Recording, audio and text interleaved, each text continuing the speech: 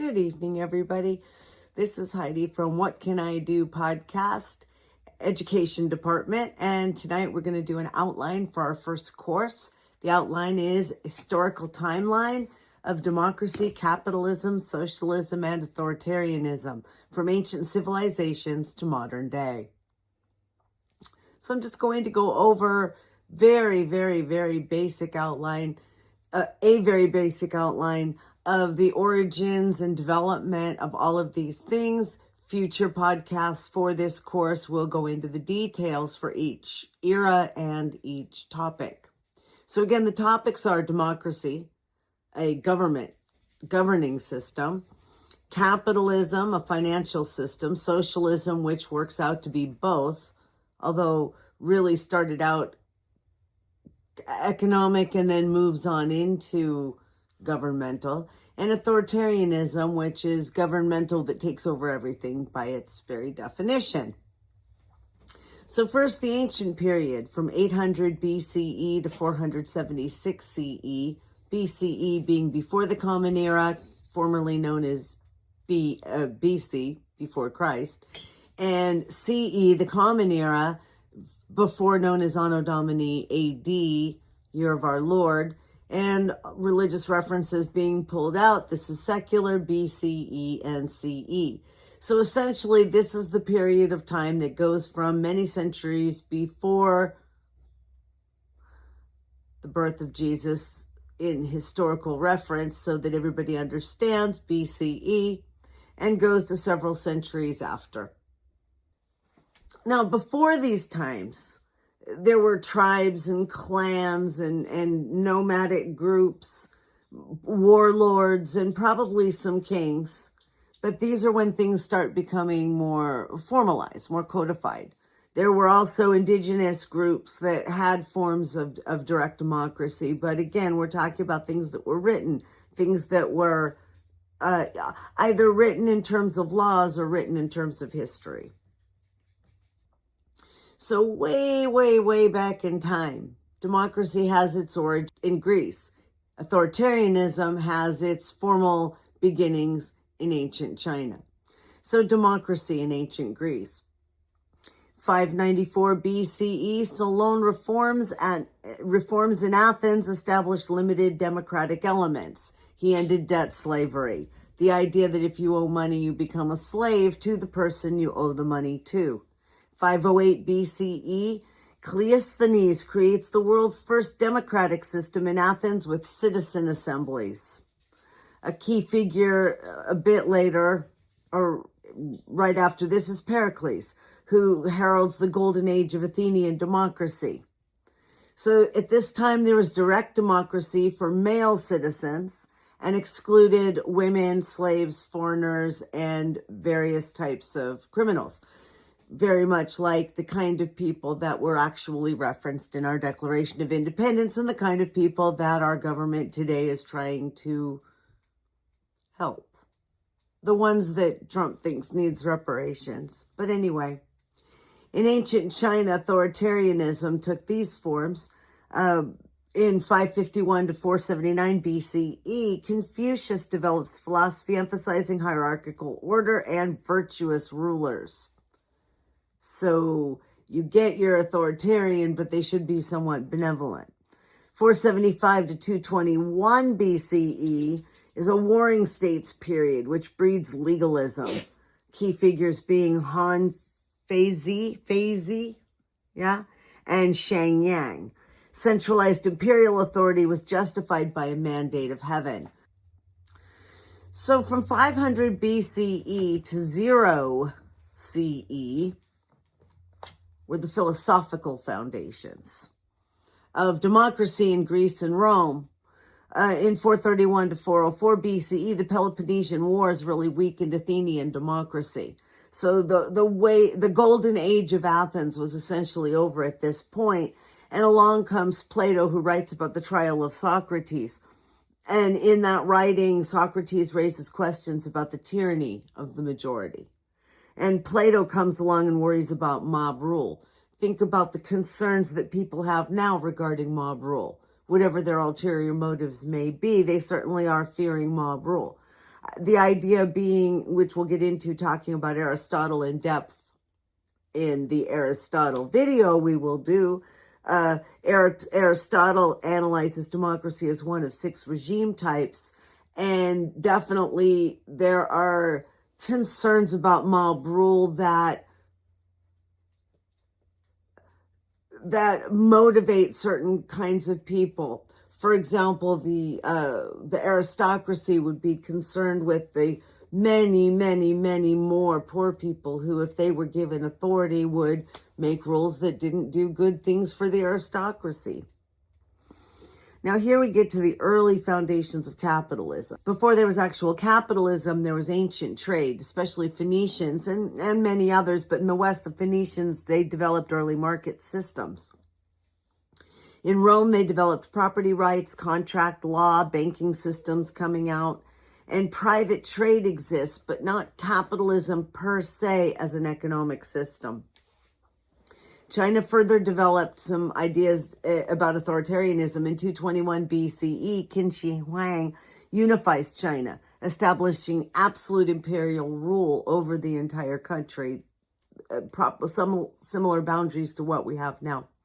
And started legalist policies, standardization, centralized bureaucracy, and there was book burning. The Han Dynasty blended Confucianism with this imperial authority, further putting the laws, behavior laws, and all kinds of conduct laws into the government, the bureaucracy that was all ruled by an emperor, imperial authority. Meanwhile, the Roman Empire, from about that time, from about the end of the Han Dynasty and then onward for several centuries, was the Roman Empire period. So after Julius Caesar changed the Republic of Rome and took over, what was he? He claimed he was some kind of dictator, didn't he? Yes. All right, but then Augustus comes along. I think he was his nephew, and Augustus formally, I guess, ended the Republic. Caesar got too much power. They didn't like it. They killed him. Augustus came along, ended the Republic, says, I'm the emperor, and started the Caesars.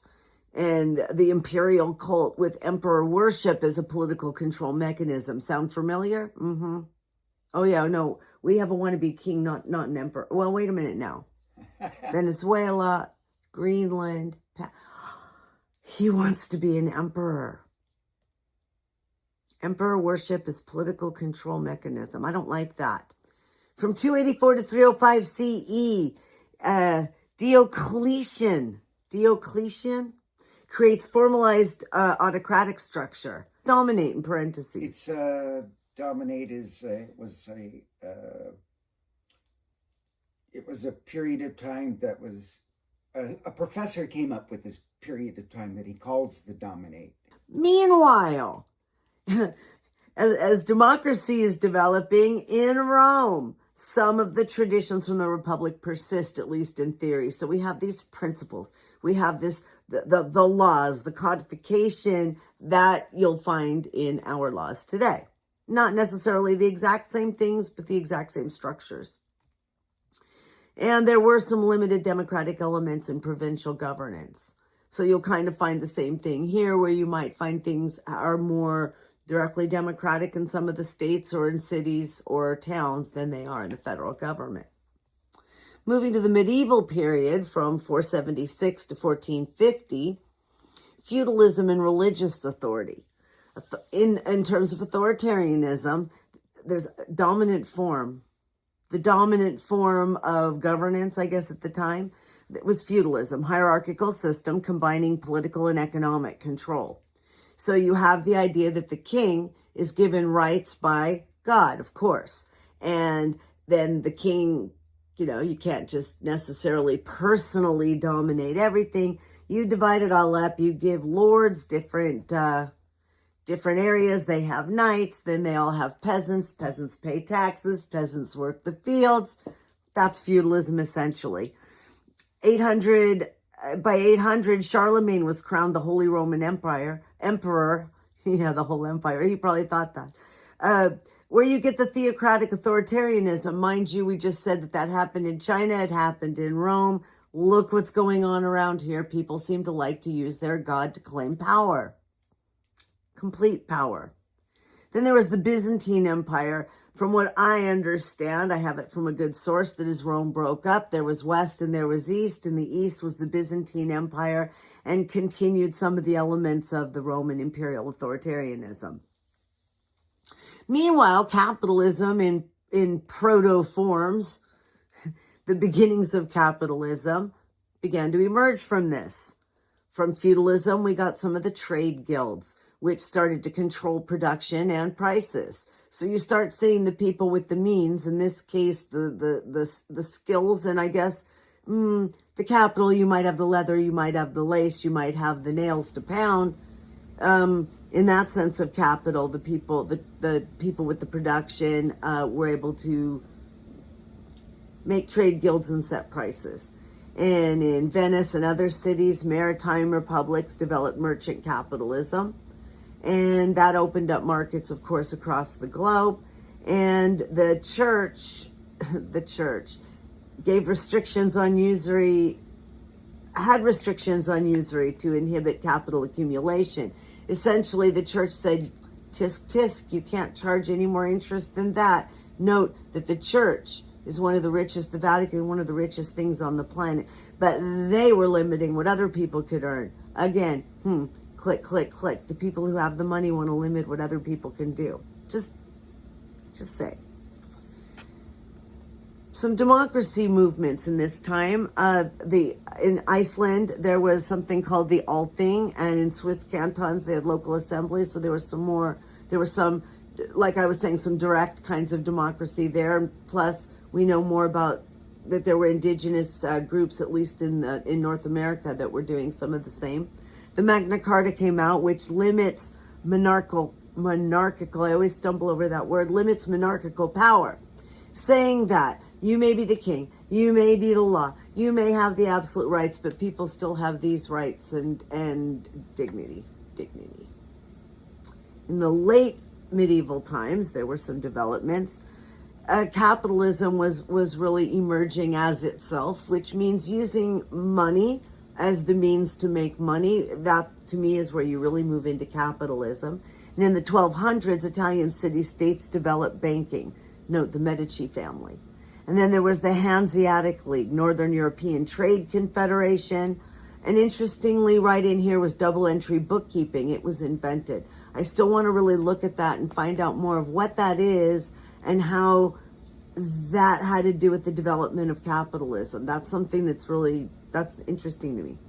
And then there's the enclosure movement, where instead of just all these areas being in common, places where people could tramp or hunt or do whatever they're going to do, have open markets, whatever, they started putting up either physical fences or at least legal fences, and limiting what people that didn't own land were able to do on land.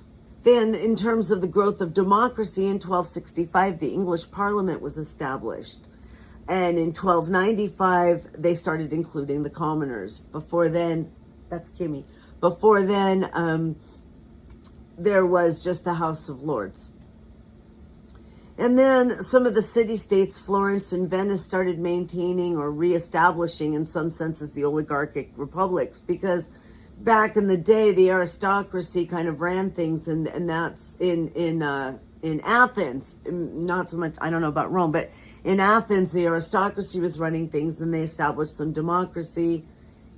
Seems like things do run in cycles, where you have a small group of people doing things for themselves, and then it turns out one person takes it over and goes crazy, and then there's some kind of revolution, and then the poor people take over, and then they do things for a while until they elect a group of people to represent them that turn into some kind of aristocracy.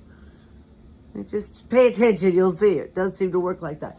Early modern period, this is from 1450 to 1750, the Renaissance and the Reformation. As far as capitalism goes, there was a commercial revolution. 1492, Columbus's voyage, aside from all the crap he did, opens the Atlantic trade. In the 1500s, there's a price revolution from American silver influx, probably we think from Argentina, but we want to look further into that. particularly now with some of what's going on with Central and South America.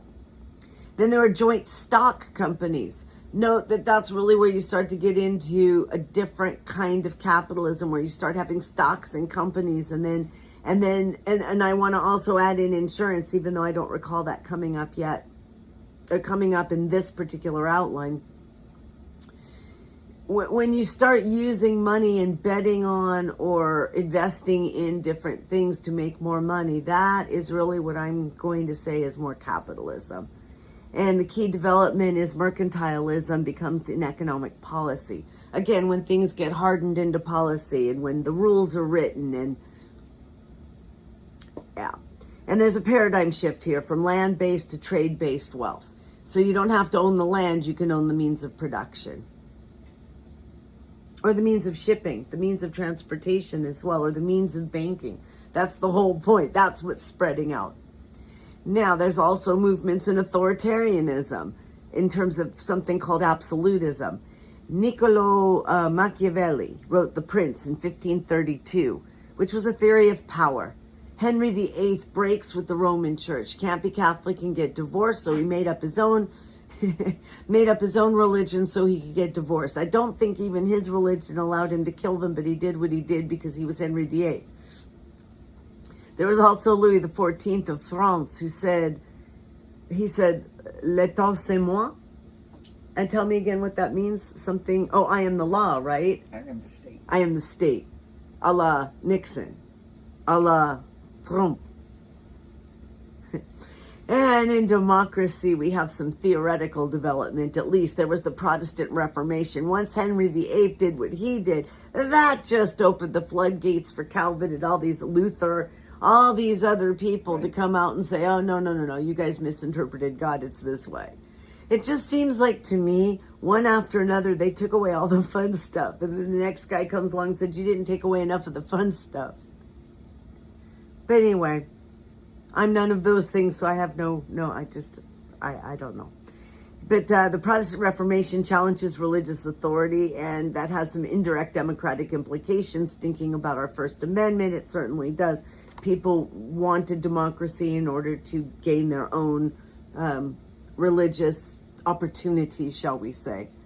And then in 1581, the Dutch Republic established a partial representative government for themselves, though. Note that none of these democratic movements seem to include the people that they were conquering, which means democracy for white people and subjugation for brown people, essentially. So don't forget that. That's also important.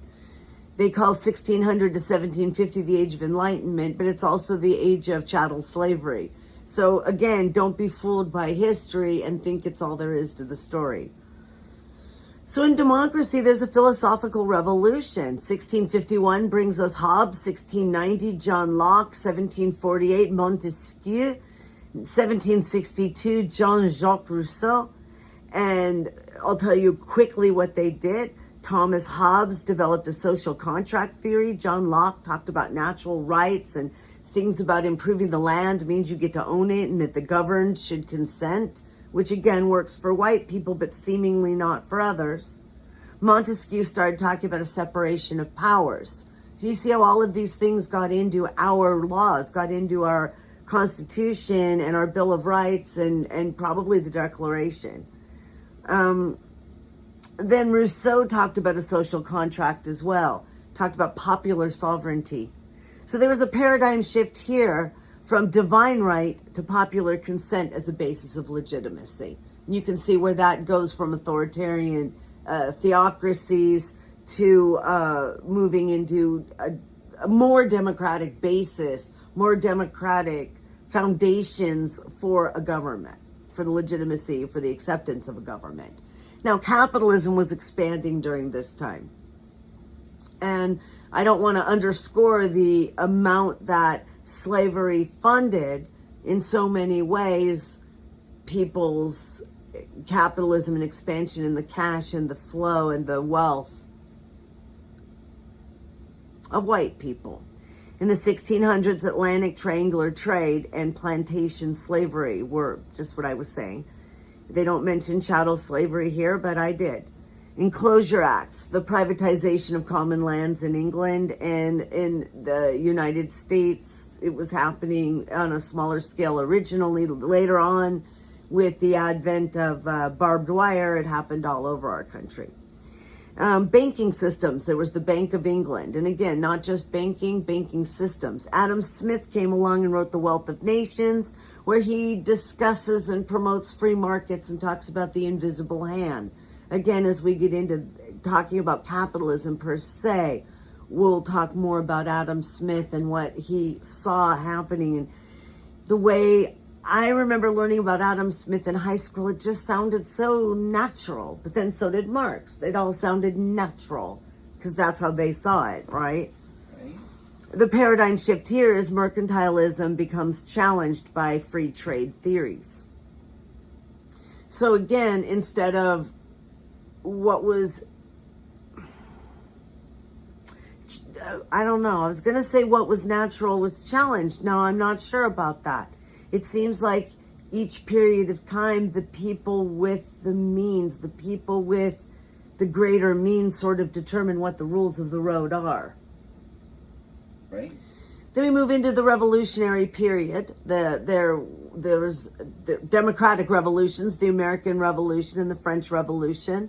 In capitalism, there was the Industrial Revolution. There was the mechanization of production, the steam engine, the spinning jenny, the power loom. And so wage labor starts to replace artisan production.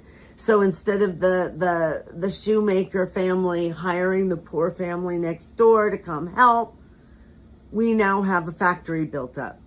We now hire 100 people, 1,000 people even. We start making a lot, but now you have to balance out ever more the cost of production versus, and the cost of the cost of materials and the cost of labor, the cost of production versus the actual amount that you can earn, profit. There's also urbanization at this time, mass migration to industrial cities. The paradigm shift is from agricultural to industrial. From 1800 to 1850, we could call it reaction and revolution. Authoritarianism, well, there's a conservative reaction. So every time there's a bit of democracy, there's a backlash. Every time you have a new type of president, there's a backlash. Every time you have gains for poor people or gay people or disabled people or trans people, there's a backlash. Civil rights, backlash. Democracy, revolutions, backlash. So in 1815, the Congress of Vienna restores monarchies. Metternich, the architect of conservative order, comes along. There's a legitimacy principle where divine rights get reasserted. Notice how the ugly keeps coming back. People keep trying to reassert their rights. The ugly comes back. It probably will always be that way. Then suddenly, there's something new. Socialism, the birth of a movement. Along comes these utopian socialists, even before Marx, in the 1700s. Robert Owen, Charles Fourier, Henri de Saint-Simon. And they were looking at cooperative communities. And I don't know what phalansteries are, but we're going to be looking that up. Charles Fourier. And industrial planning. And then along comes Karl Marx and Friedrich Engels with the Communist Manifesto. Really what they said was this. I'm going to sum it up my way. If you keep treating workers like crap in order for capitalists to make more and more money, they're eventually going to revolt and take over everything and run it themselves. That's really it. He may have liked that as much as Adam Smith liked his capitalism, and there may have been some hope that it would work out that way.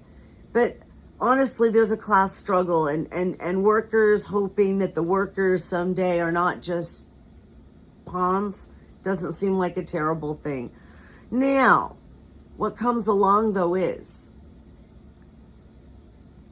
probably in their ideas, but certainly in some, that we don't get private property. You don't get to just do whatever you want with your property or your money. Obviously, the people with property and money don't like that. And the people that think they're going to get property and money don't like that. People who've been taught that it's God's gift to the rich. I don't know. There are a lot of people who want wealthy people to hang on to everything, even though by now they've sort of sucked it all up inside of themselves so that there's not much left for anyone else, and they want more. There are people who have nothing that want to hold on to that. That's scary. But socialism recognizes the class struggle, wants to get rid of private property, wants to give control to the workers, wants everybody to own everything so that anything that anyone needs can be provided for them, and the people who want to work. And like everything else, it's an idealistic theory that doesn't necessarily mean that that's going to happen. So democracy then expands as well. 1832, Britain expands suffrage. More and more people get to vote. 1848, there are revolutions across Europe demanding democratic reforms. And then along comes Alexis de Tocqueville. Tocqueville? Yeah?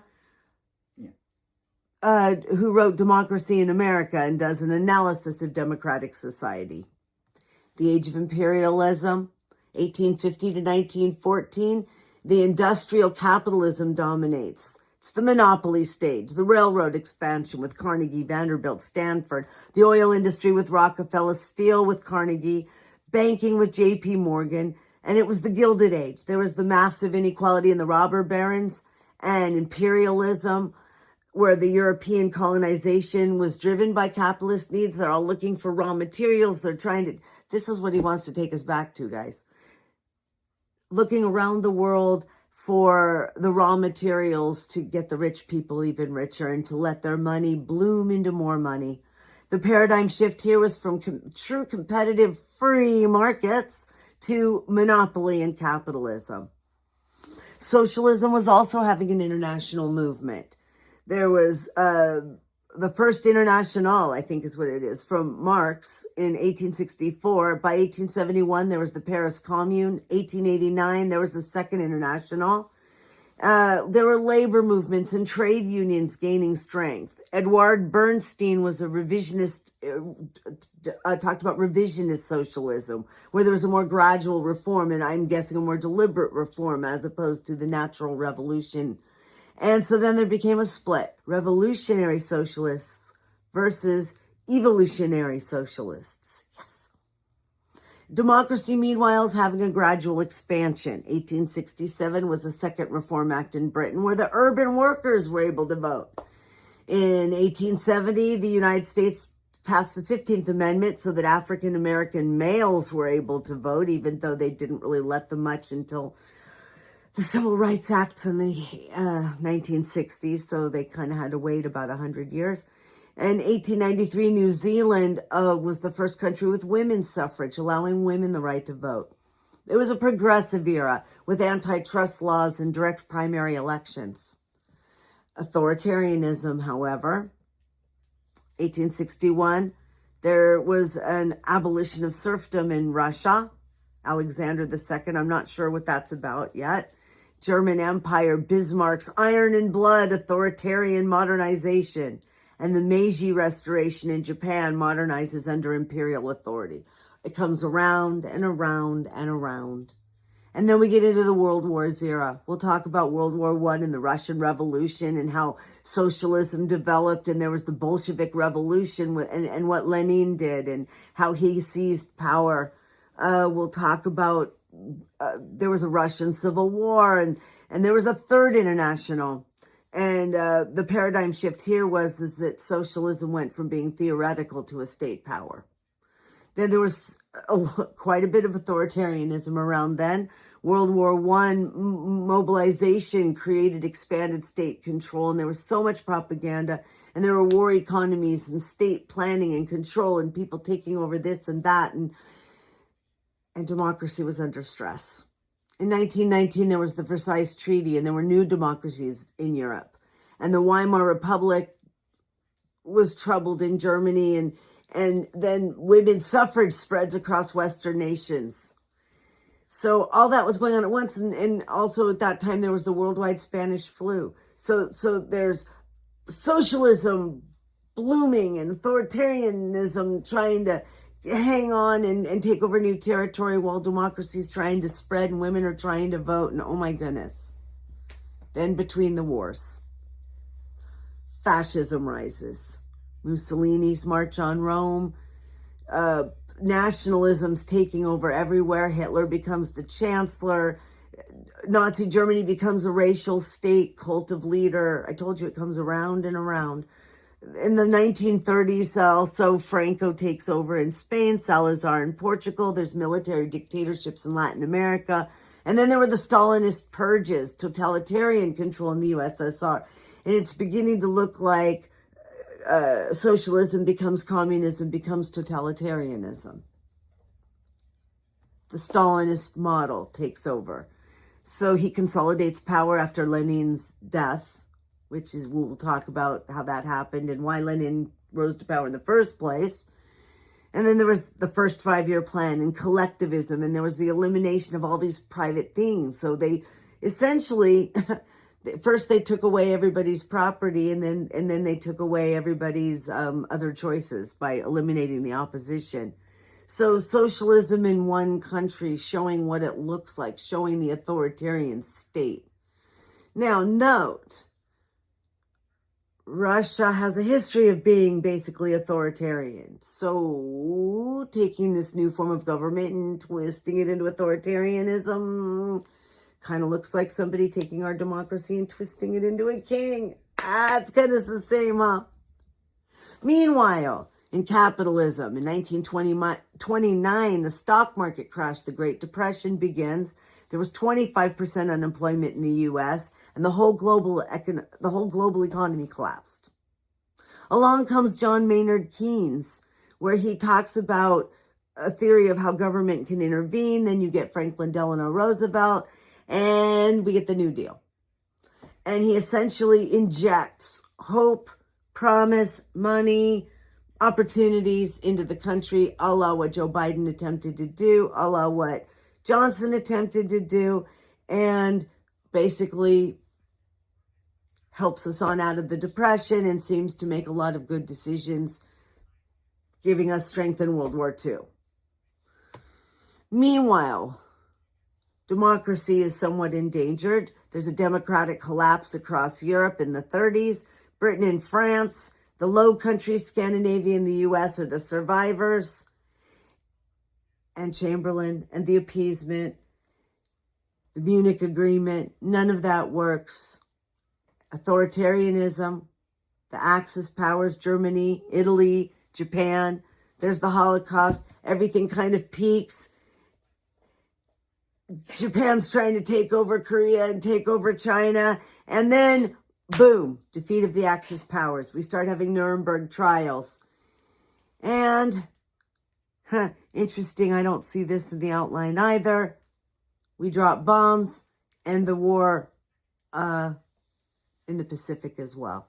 There's an Atlantic Charter, there's the United Nations, and post-war, the democratization, that's a hard word, say it. How do you say that? Democratization, thank you. I knew it didn't sound right. So the democratization of Germany, Japan, and Italy. So again, round and round. Cold War era, a bipolar world starts to emerge. This is 1945 to 1960. Capitalism, there's Bretton Woods. We're going to talk about all these things. The IMF, International Monetary Fund, the World Bank. There's the Marshall Plan where the U.S. rebuilds Western Europe. In 1947, there's free trade expansion with GATT and then the WTO. And there's now consumer capitalism, where there's mass production, advertising, credit. American-led liberal international order. The neoliberalism that they're talking about. And meanwhile, in socialism, there's Soviet control over Eastern Europe, the Iron Curtain, the Chinese Communist Revolution in Mao Zedong, and central planning, state ownership, command economy, the Warsaw Pact, which was a military alliance. All this was going on at once. In democracy, there were expansion and limits. In 47, India became independent. In 48, there was the Universal Declaration of Human Rights. Then in the United States, there's anti-communist hysteria and McCarthyism. What we don't talk about was all the fascism that was going on in the 30s and 40s in our country that was probably part of what spurred McCarthyism. Something to talk about. And the civil rights movement begins. Now, we've had lots of civil rights movements of different kinds. This is the civil rights movement, starting with the Brown versus Board of Education. So we'll be talking about that quite a bit, including the trip I took recently where I learned ever more about this period of time. Then, during this time, there was authoritarianism developments. There were military coups in Iran, Guatemala, and mostly backed by the United States and some other places. And we did Cold War proxy fighting, like a lot. Dictatorships were supported by both superpowers. So, and probably, I don't know, China was kind of in an isolationist period right around now, huh? Mao Zedong, they kind of got insular, kind of licked their wounds and rebuilt. So the Soviet Union and the United States were kind of fighting all over the world in different places, trying to stop each other from spreading their message. Then from 1960 to 1975, socialism saw a Chinese-Soviet split. Talk about Khrushchev, who denounced Stalin, and there was de-Stalinization. There was a Cuban Revolution. That's where Kennedy, there was the Bay of Pigs, and then there was more China and Soviet splitting up over ideology and strategy here. Vietnam War happened. There was sort of a new left, sort of. It still wasn't very, very left. It was a new middle left with the hippies and the counterculture and stuff. I mean, there was some communes and some talk of some socialism, but I think still steam from McCarthyism. It was just dirty here. We didn't do that. Salvador Allende took over democratic socialism in Chile. Note democratic socialism. So that's something to talk about later. There's some blends and you can go back to some of our other videos to hear more about that for now. So next we enter into what some call the golden age of capitalism, the 50s through the 70s. In other words, the era where all the baby boomers got rich and didn't leave anything for anybody else, that era. It also started with what they're calling the welfare state, the social safety rules and social safety nets in Western Europe. And of course here. Also the beginning of multinational corporations, global expansion, so the roots of globalism, and what they call oil shocks. I get it. Just that we start having energy crises. But we're having energy crises, but there are a couple things going on. One, people choosing how much to pump and how much to sell. Two, people trading it kind of on the black market. And three, the idea that a lot of people knew about the climate changes and knew that we were going to be having some problems and ozone issues and didn't say anything much. Poor Jimmy Carter. He tried. Then, here's where we had democracy, the rights revolution. This is that we had the Civil Rights Act, which outlaws segregation. We had the Voting Rights Act, protecting African American voting, which is what the Supreme Court's been ripping apart recently.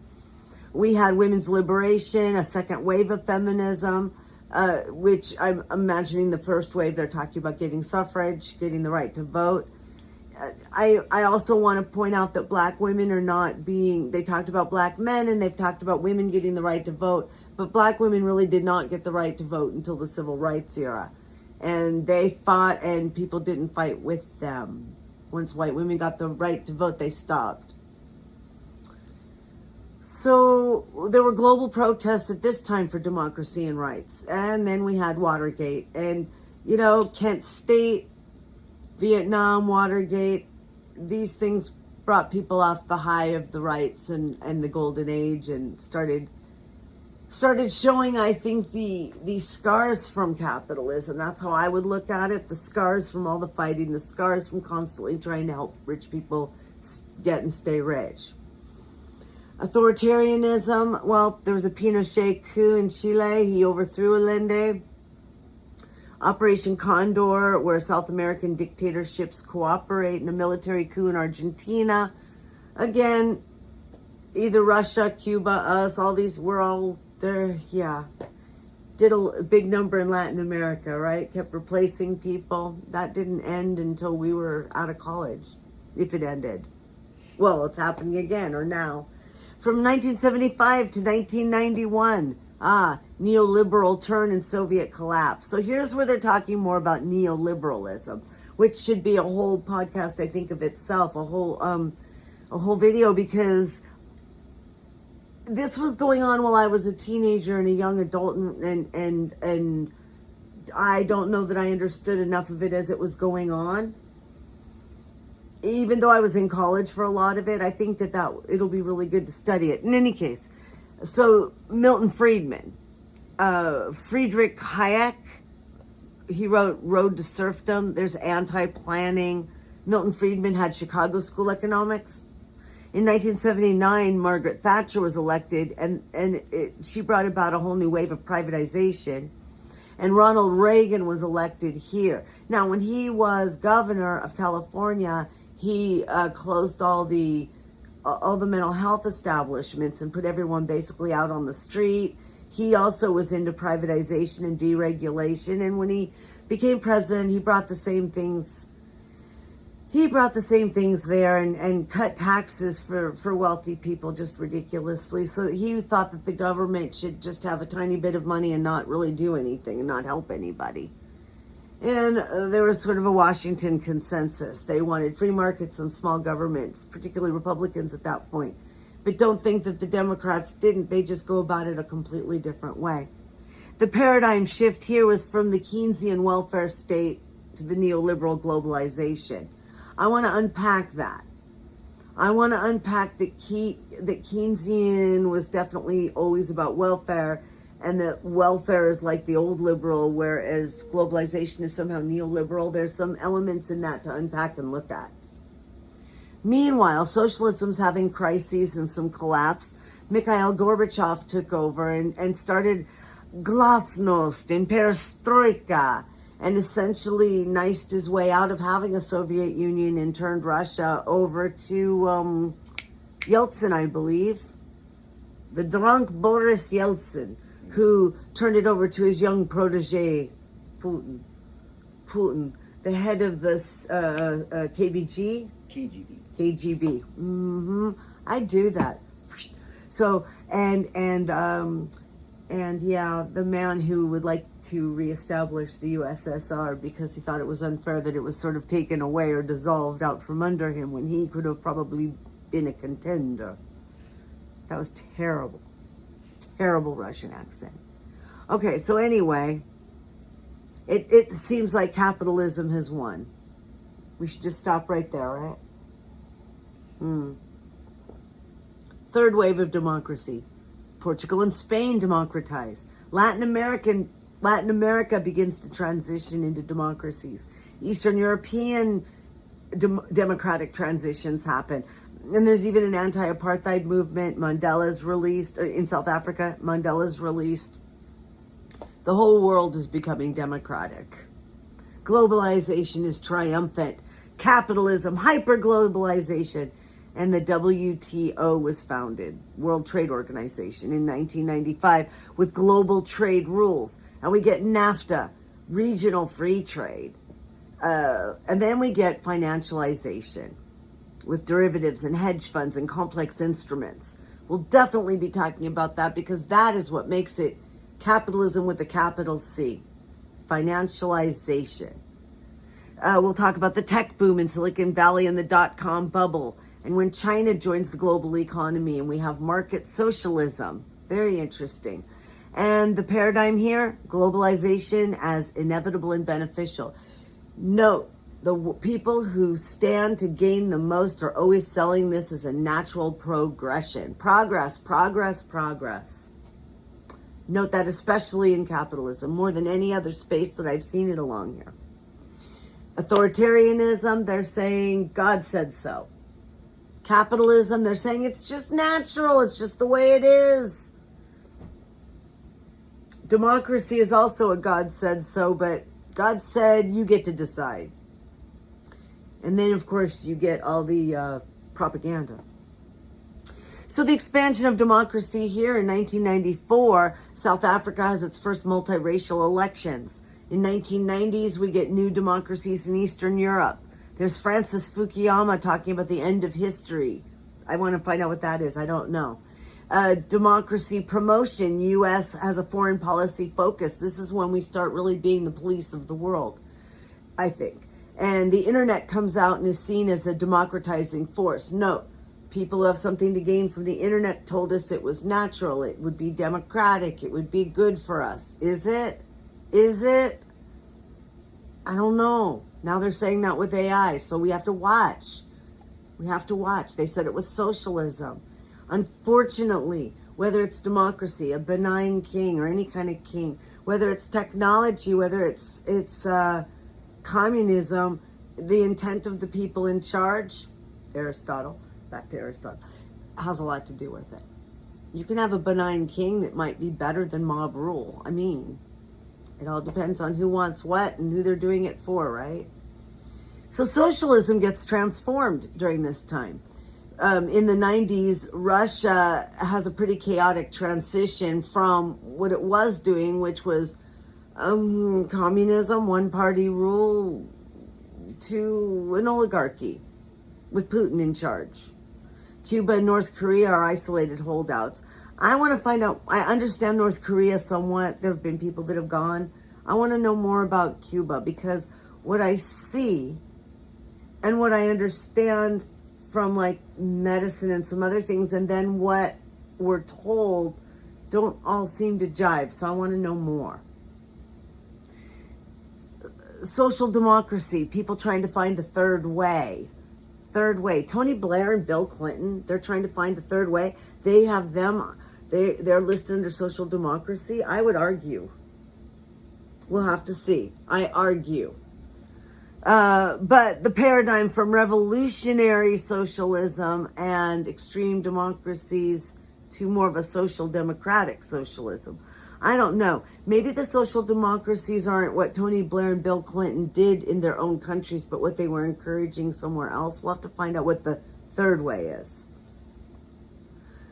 And then authoritarianism is doing some adapting. In 1999, Putin comes to power in Russia. Funny they would bring him up under authoritarianism, no? Competitive authoritarianism, where you have elections without real democracy. In China, economic growth legitimizes one-party rule. And in Central Asia, there's the post-Soviet autocracies, and they start consolidating. And then in the 2000s, tensions are building. The dot-com bubble bursts, for example. There was a housing bubble. There was 9/11. There was the Enron scandal. There was income inequality, a growing gap between rich and poor. I threw in 9/11, but it comes under what they're saying is under democracy, where I brought it into capitalism because I couldn't not say it. So in capitalism, which is about the money, everything started bursting and busting, and all these things that were paper layered on paper instead of actual assets started to fall apart and explode, and people started doing things that exploited that, selling fake stuff or, worthless stuff. So then democracy, security versus liberty, this if you have too much security, if you keep everything perfectly secure, you are putting chains on people who wouldn't have done anything wrong. If you let everybody who could be free, you have a harder time controlling the crime. We see the Soviet Union had chosen one way and we chose the other. That's what it looked like to me. But of course I'm here. So 9/11, terrorist attacks. Then there was the War on Terror, the U.S. Patriot Act, and a civil liberties debate. We went and had an Iraq war. Democratic nation building fails.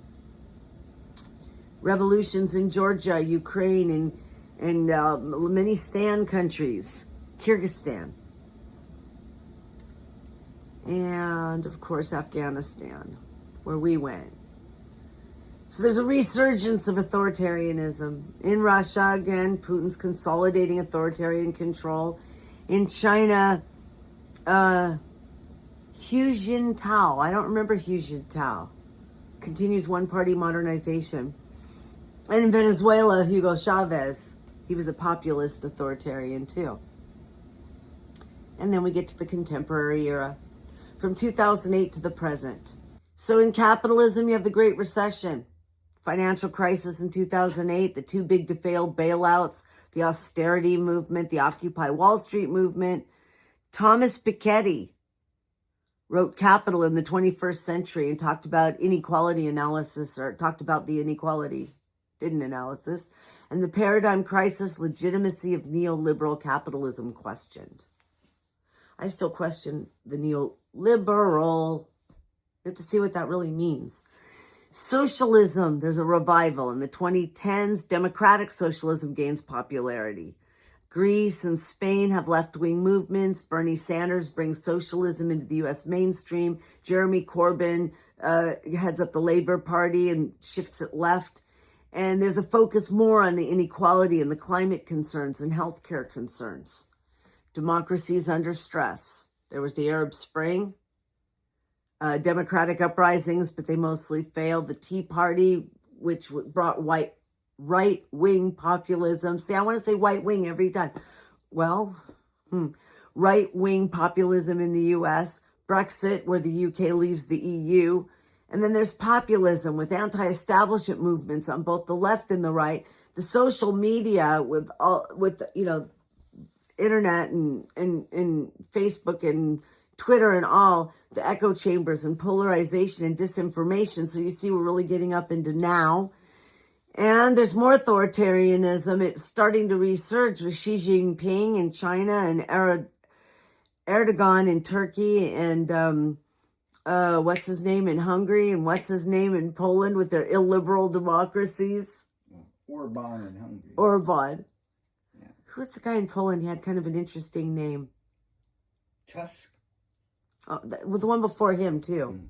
Paradigm here is there's a democratic recession and authoritarianism seems to be gaining some legitimacy. There's a populist disruption. Donald Trump is elected in 2016. There's democratic backsliding. Here's Orban, illiberal democracy model in Hungary. Russian interference all over the place. Then there's the COVID-19 and worldwide panic and worldwide recession and deaths, and everything stopped. In terms of capitalism, the tech giants start taking over. There are FANG stocks. Facebook, Apple, Amazon, Netflix, and Google dominate. We start having platform capitalism, where data is seen as a commodity. So it's not, first it's land makes money, and then labor makes money, and then machine labor starts making money, and then money makes money, and then bets on money make money, and now it's data. So it's and in mining and all that. And then there's a gig economy with Uber and Airbnb where the role of labor changes. And there's cryptocurrency with Bitcoin and blockchain challenges state money or attempts to. Socialism starts becoming more mainstream. Alexandria Ocasio-Cortez, she's elected. That we have the Squad. I guess it's in socialism, but they're also capitalists and Democrats and socialists, and gonna have to look into that too, because I don't think that they would just say, hey, we're promoting socialism. I don't think that's how that works for them. But there is a discussion of universal basic income and the Green New Deal. I really think that there's an ambiguity on the word socialism. I believe it's conflated, that there are different ways to look at socialism, and you can't conflate what's going on in Russia or even what's going on in Sweden with what AOC wants to do necessarily. So we have to look into that. And I wouldn't put climate with socialism and mix them up and get too confused, because we need to do some climate things. We need to look at climate things, and we need to look at disparity of opportunity, both. But that doesn't necessarily, well, like I said, there's a difference between socialism and socialism mixed with democracy and other blended things. We'll have to talk about some of that some more. Authoritarianism in China, they're developing the social credit system and a surveillance state. There's digital authoritarianism that we're looking at. There's Bolsonaro in Brazil. He was elected in 2018, although that's taken some interesting twists in the last little bit of time. And MBS in Saudi Arabia, who's modernizing authoritarianism, they say. But see, again, there's authoritarianism and then there's barbarism. And just because this guy does both doesn't mean that they have to go together. I just want to make sure we keep our definitions where they need to be. Notice how everything's starting to mix and blur, and I'm getting a little uncomfortable with some of that. You can be more than one thing, but each thing has its own definitions. It's sort of like if you have a malignant narcissist who's also a psychopath, or, you know, has the dark triad, that each of those things are there. They're all present, even though they mush. In any case, what's going on now to the present? Well, there was the U.S. Capitol attack, a Democratic stress test. We had Biden. We now have Trump back. There's all that. There's the Myanmar coup. There's what's going on in Ukraine. Can democracy survive the polarization? Can democracy survive Russian interference? Can democracy survive Trump? And Stephen Miller. Capitalism. Stakeholder capitalism, ESG investing. I'm reading lists right now because some of these things are things that I do not know enough about, but this is an outline. This is an introduction. This is not the course material per se, so a list is good. ESG investing. Oh, ESG, environmental social governance factors. The Great Resignation as workers reassess labor. Inflation from 21 to 23 at least. It's still happening, folks. The debate between shareholder versus stakeholder capitalism. See, I need to know more about that. And then the whole AI revolution. What's happening? What has happened? What's probably going to happen? What do they fear is going to happen? What probably will happen? All that. Socialism. There's policy debates. Again, I question, and we'll have to talk about this. We're going to have a conversation. Build Back Better, Biden social spending under socialism? No. See, I'll tell you what's going on here. People are bending the knee. We'll talk about it when we get there. Universal health care, I guess that could be considered socialism, I suppose. But I don't think it is myself. Labor resurgence, meaning Amazon, Starbucks want to be unionized. The workers do. Climate socialism.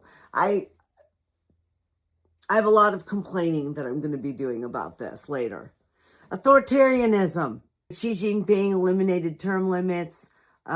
Russia, Putin went into Ukraine. The Taliban returns to Afghanistan. Biden was framing global struggle as autocracy versus democracy. And we have in many places in the Middle East and other places as well, we have theocratic rule. So I'm looking because Claude posed questions. Claude AI, at the end of typing up a list for me that I want, because I have very specific things I want my servant Claude to do. Claude at the end likes to summarize when I didn't ask for it, pose further questions that I didn't ask for, ask me what I want to do next, sums things up. It's quite interesting, but you have to be very careful. I will say it. I've said it before. I'm going to say it again. Don't trust AI. AI is not telling you some godlike narrative truth. AI is only gathering what's been put out on the internet and looks at everything somewhat uncritically unless you apply critical thinking. Of course, they're taught some critical thinking, but there you go. AI is trained by people with intentions. And when I see things like Biden being listed under socialism, I know where that comes from. And it didn't come from objective truth. So, look forward to seeing you in the videos that go with this course. I know this was really long and long-winded, but it is the overview. And doing this gets you credit. Have a good night.